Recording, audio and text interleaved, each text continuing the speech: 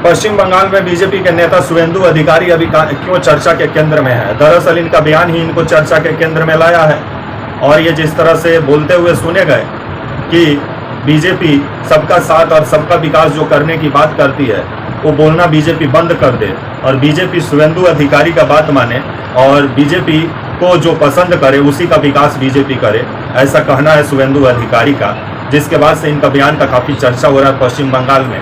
और ये मोदी जी को ही नसीहत देते हुए नजर आ रहे हैं। मोदी जी बोलते हैं सबका साथ सबका विकास, तो ये शुवेंदु अधिकारी बोल रहे हैं जो हमारे साथ हम उसी का विकास करेंगे, हम सबका विकास नहीं करेंगे। तो मोदी जी थोड़ा शुवेंदु अधिकारी को समझाइए, ये हार से पश्चिम बंगाल में इतना बौखला गए हैं कि खुलेआम हिंदू मुस्लिम करते हुए मंच से नजर आते हैं। आइए बात करते हैं। नमस्कार, मेरा नाम विश्वजीत कुमार और आप देख रहे हैं वाक फॉर इंडिया न्यूज।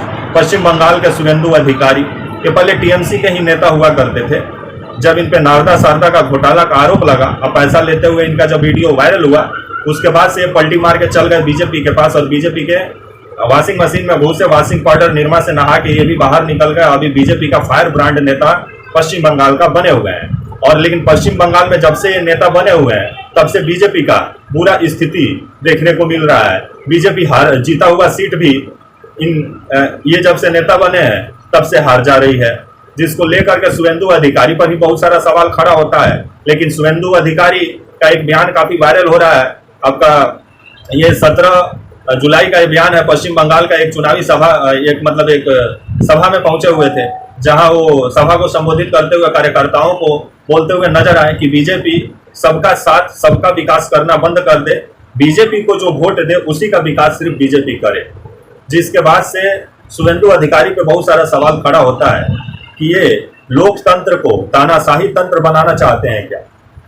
क्योंकि सरकार सत्ता में कोई भी पार्टी हो वो क्या कोई योजना बनाती है तो ये चिन्हित करके बनाती है क्या कि कौन हमको वोट दिया है, कौन हमको वोट नहीं दिया है।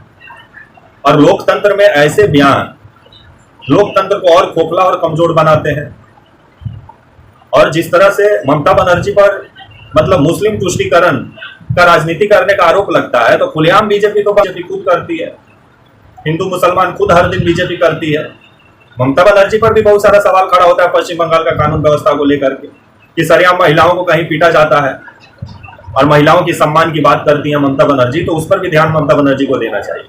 लेकिन शुवेंदु अधिकारी जिस तरह से ये खुलेआम मंच से कार्यकर्ताओं को संबोधित करते हुए पश्चिम बंगाल में बोले कि हमको जो वोट देगा हम उसी का विकास करेंगे, हम बाकी लोग का विकास नहीं करेंगे पश्चिम बंगाल में, तो इस पर मोदी जी को थोड़ा शुवेंदु अधिकारी को समझाना चाहिए कि लोकतंत्र में जब आप सत्ता में रहते हैं तो ये आप उस समय नहीं देखते हैं कि कौन हमको वोट दिया है, कौन हमको वोट नहीं दिया है, आपको सबको एक साथ लेके चलना होता है। लेकिन जब ऐसे ऐसे नेता सत्ता में बैठ जाएं तब तो उस राज्य का बंटाधार निश्चित ही कर देंगे। अब भगवान के दया से अभी ये कोई संवैधानिक पद पे नहीं है,